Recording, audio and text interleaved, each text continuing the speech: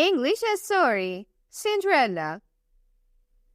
Once upon a time, in a far-off land, there lived a kindly gentleman. He had a fine home and a lovely little daughter, and he gave her all that money could buy: a pony of her own, a funny puppy dog, and beautiful dresses to wear. But the little girl had no mother. She longed for a mother and for other children to play with.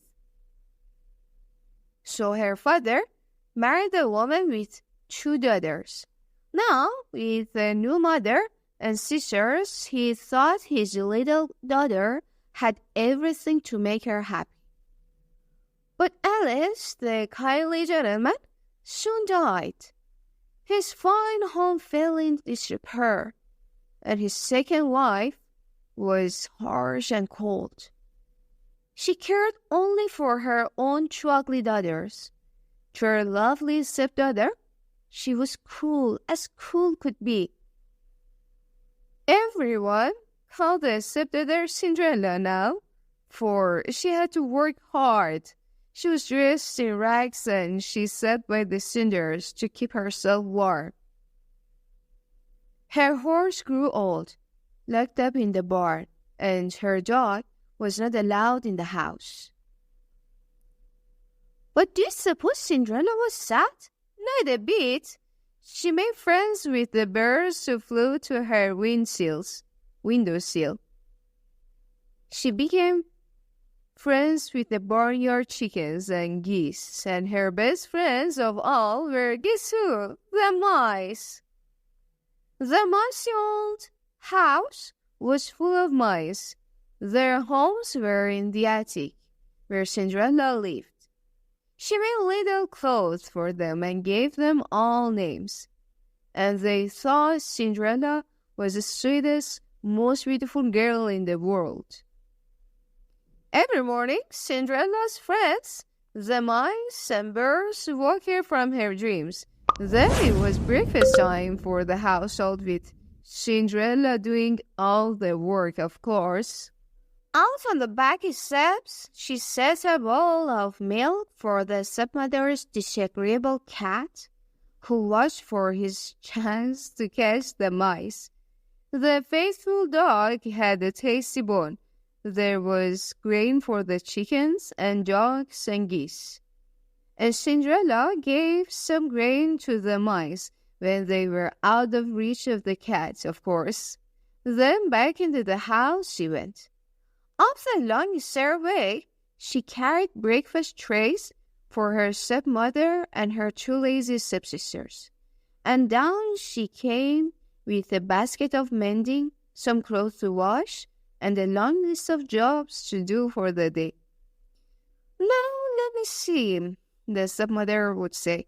You can clean the large carpet in the main hall and wash all the windows upstairs and down. Scrub the terrace, sweep the stairs, and then you may rest. Oh, said Cinderella, yes. And off to work she went. Now across the town from Cinderella's home was the palace of the king. And in the king's study one day sat the king himself, giving orders to the Grand Duke. The prince must marry, exclaimed the king. It is high time. But your majesty, what can we do? Asked the Grand Duke. First, he must fall in love. We can arrange that, said the king. We shall give a great ball this very night and invite every girl in the land.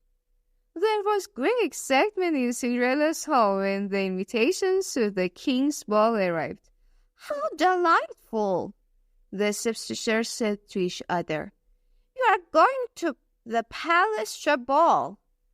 And I, said Cinderella, I am invited too. Oh, you, the stepsisters laughed. Yes, you, mocked the stepmother. Of course, you may go if you finish your work, she said, and if you have something to wear. I said if. and she smiled the hardest smile.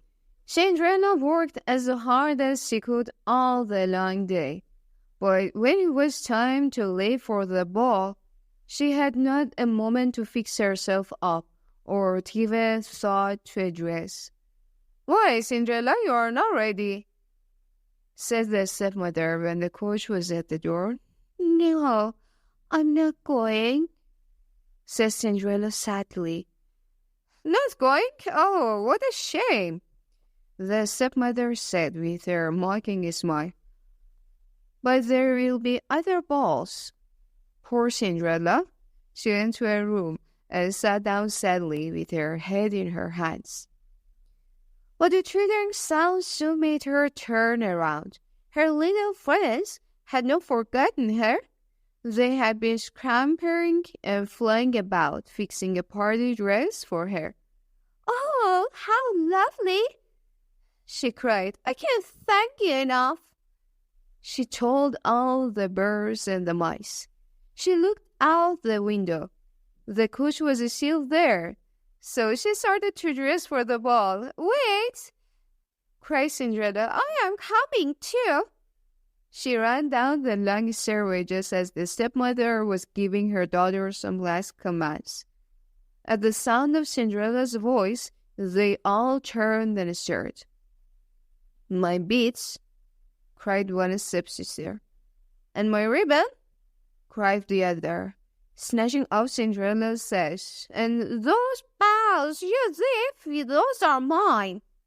So they pulled and they ripped and they tore at the dress, until Cinderella was in rags once more, and then they flounced off to the ball.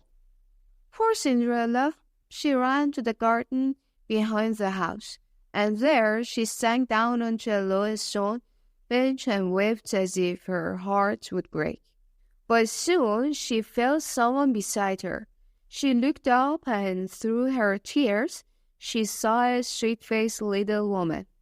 "Oh," said Cinderella, "good evening. Who are you?" "I am your fairy godmother," said the little woman, and from the thin air she pulled a magic wand. Now dry your tears. You can't go to the ball looking like that." "Let's see now. The first thing you will need is a pumpkin," the fairy godmother said.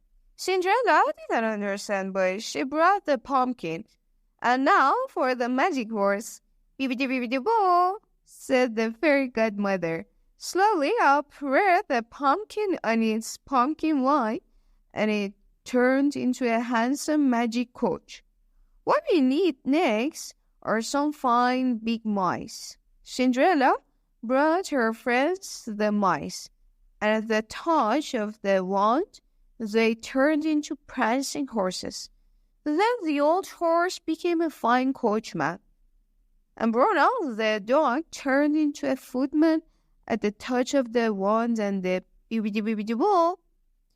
"There," said the fairy godmother. "Now, hopping child, you've no time to waste. The magic only lasts till midnight. But my dress," Cinderella said, looking at her rags. "Good heavens, aunt!" exclaimed the fairy godmother.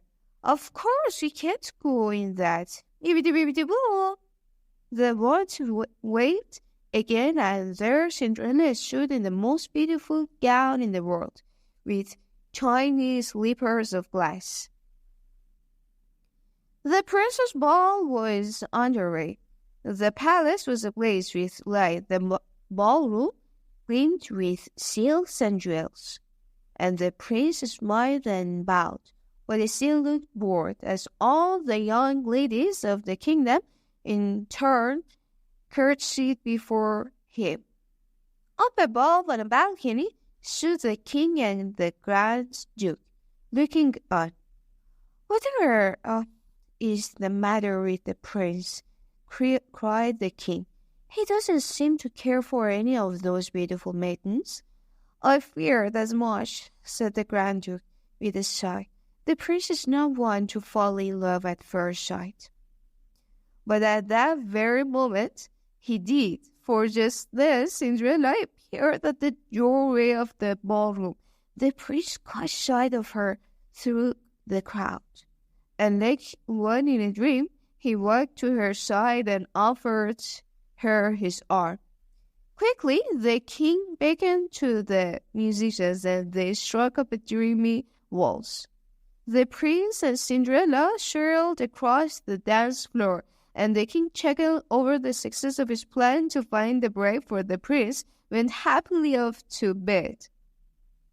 All evening, the prince was at Cinderella's side. They danced every dance. They ate supper together, and Cinderella had such a wonderful time that she forgot the fairy godmother's warning until the clock in the palace tower began to strike midnight. Bong, bong! Oh, cried Cinderella, the magic was about to end. Without a word, she ran from the ballroom, down the long palace hall, and out the door. One of her little glass slippers flew off, but she could not stop. She leaped into her coach, and away they raced for home. But as they rounded the first corner, the clock finished its strokes. The spell was broken, and there in the street stood an old horse, a dog, and a girl in rags, staring at a small round pumpkin. Some mice ran chattering about them. "Glass slipper," the mice cried, "glass slipper." And Cinderella looked down. Sure enough, there was a glass slipper on the pavement. "Oh, thank you, godmother," she said. The next morning, there was great excitement in the palace. The king was furious when he found out that the Grand Duke had let the beautiful girl slip away. "All we could find was this one glass slipper," the Grand Duke admitted. "And now the prince says he must marry the girl whom this slipper fits. He will not marry anyone else." "He did?" cried the king. "He said he would marry her." "Well, then find her. Scour the kingdom and find that girl." All day and all night, the Grand Duke and his servant traveled about the kingdom, trying to find the foot on which the glass slipper would fit. In the morning, his coach drove up in front of Cinderella's house. The news of the search had run on ahead, and the stepmother was busy rousing her ugly daughters and preparing them to greet the Grand Duke, for she was determined that one of them should wear the slipper and be Princess Bride. "The Princess Bride," whispered Cinderella. "I must dress too. The Grand Duke must not find me like this." Cinderella went off to her room to dress, humming a waltzing tune played at the ball the night before. Then the stepmother suspected the truth.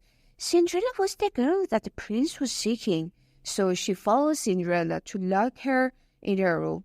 The mice shouted a warning, but Cinderella didn't hear them. She was off in a world of dreams. Then she heard the key click. The door was locked. "Please let me out! Oh, please!" she cried, but the wicked stepmother only laughed and went away. "We'll save you," said the loyal mice. "We will somehow get that key." The household was in a frenzy. The Grand Duke had arrived.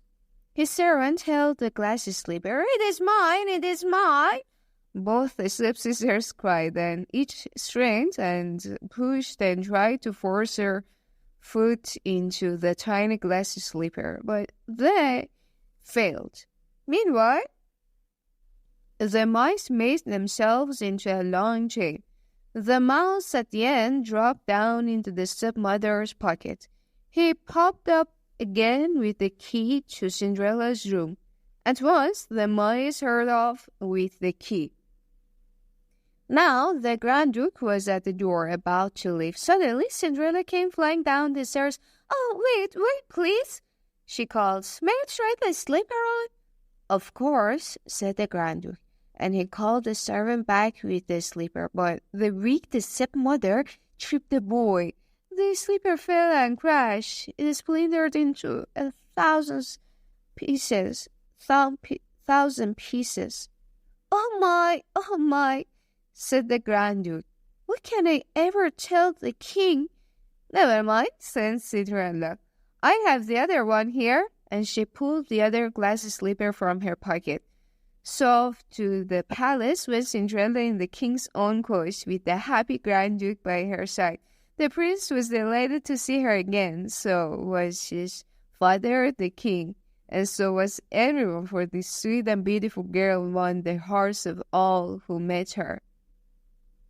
Soon she was princess of the land, and she and her husband, the charming prince, rode to their palace in a